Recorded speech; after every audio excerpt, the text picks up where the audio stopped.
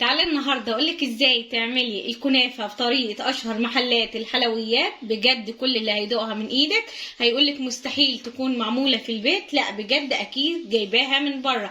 فتعالوا نسمي بسم الله ونصلي على رسول الله ونبدا في الوصفه بتاعتنا. وتعالوا نعمل النهارده احلى كنافه بالكاستر بطريقه اشهر محلات الحلويات. فاتمنى بجد وصفه النهارده تنال اعجابكم.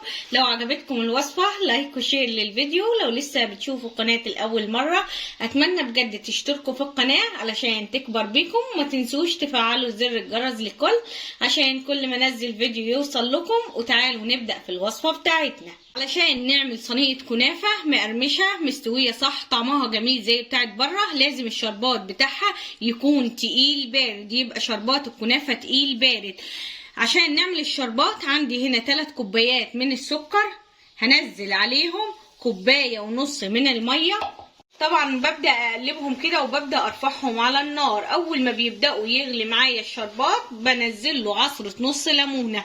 مش حابة تنزلي ليمون نزلي له كيس من الفانيليا او علبة من الفانيليا بس كده. طبعا بقلبه بالطريقة دي. ودلوقتي هبدأ ارفعه على طول على نار عالية. اول ما تحس ان هو بدأ يغلي معاكي اديله تقليبة، عشان بصي السكر لسه في ارضية الحلة ما دابش على الاخر معايا. زي ما انتوا شايفين الشربات غلي معايا. اول ما بيغلي بالطريقه دي لازم على طول انزل بعصره من نص ليمونه او كيس من الفانيليا على حسب ما انت بتحبي. وطبعا هسيبه كده على النار 4 دقايق. لو زاد قوي يبقى 5 دقايق مش اكتر من كده. بياخد 4 دقايق بالظبط بعد الغليان بالطريقه دي وبيستوي على طول الشربات معايا. الشربات معايا خلاص استوى وانا محتاجاه بارد في الوصفه. فبعد ما بطفي عليه ببدا اشيله بالطريقه دي. وعندي هنا صينيه فيها ميه ببدا احطه كده.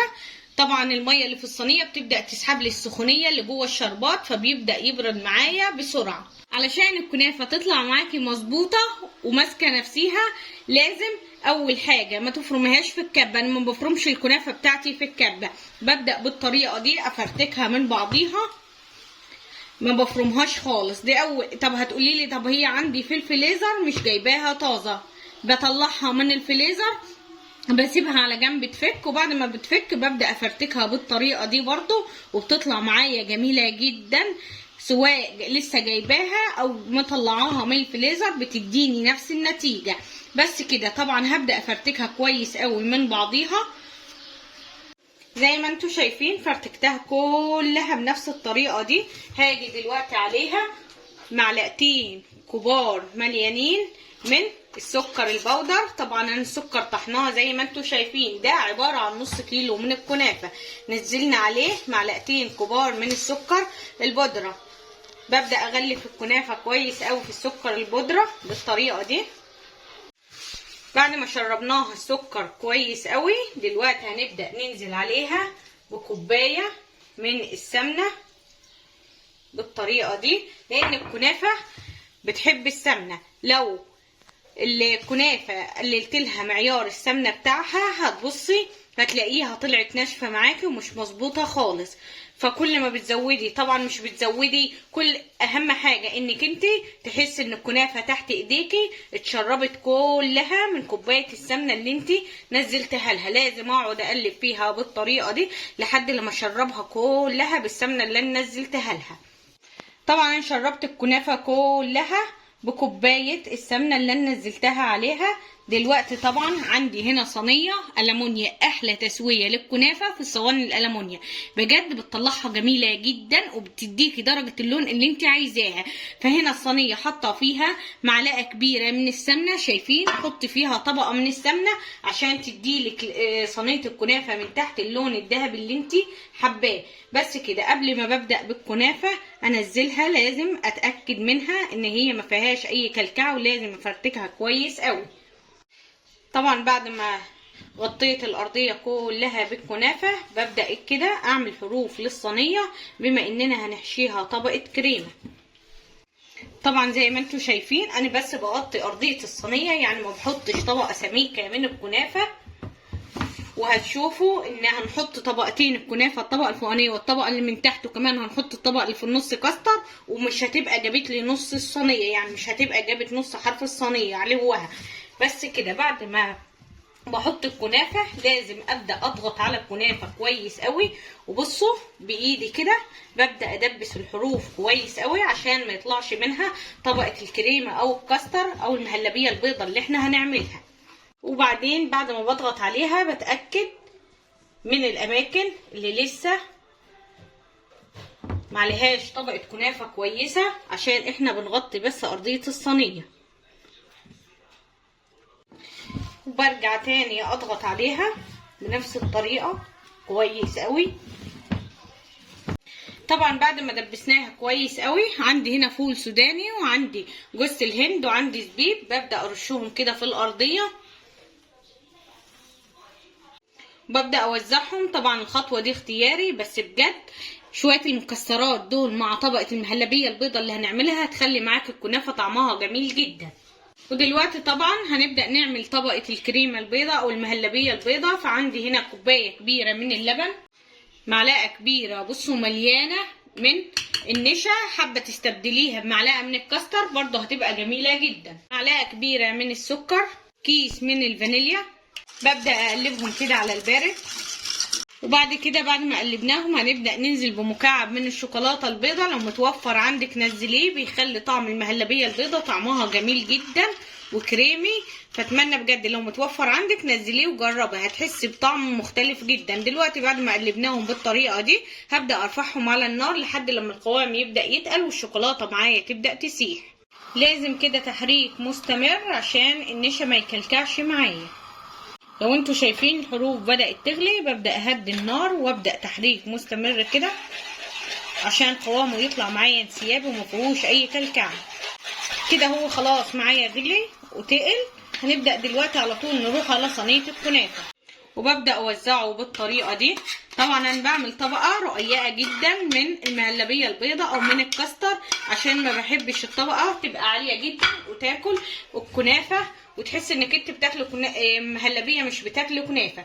ببدأ اوزعها طبعا وهي سخنة، وسخنة على طول لازم انزل بالطبقة التانية للكنافة. ليه؟ عشان عايزة الثلاث طبقات دول يتدبسوا في بعض يطلعوا طبقة واحدة. فلازم والمهلبية البيضة معانا سخنة ننزل بطبقة الكنافة، ولازم انتوا بتنزليها زي ما قلتلك تفرتكيها كويس قوي عشان تتلاشي اي كلكعة في الكنافة اهي، اي تكتلات.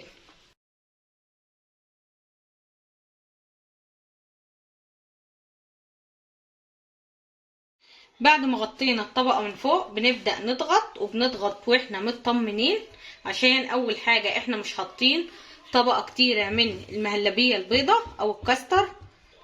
لازم تجيب الحروف كويس قوي اهو عشان كله يتدبس في بعضه. في الخطوة دي اي حاجة بيبان منها المهلبية بالطريقة دي برجع تاني انزل عليها حبة من الكنافة واغطيها اهو بس كده، وبرجع اضغط عليها تاني عشان تتدبس كويس قوي مع بعضيها. ودلوقتي طبعا هنبدأ نسويها زي ما انتوا شايفين. بصوا نص الصينيه لسه زي ما هو ما اتغطاش لان عاملين طبقتين رقيقين، فسمك الكنافه هيطلع جميل جدا زي اللي بتشتريها من بره بالظبط.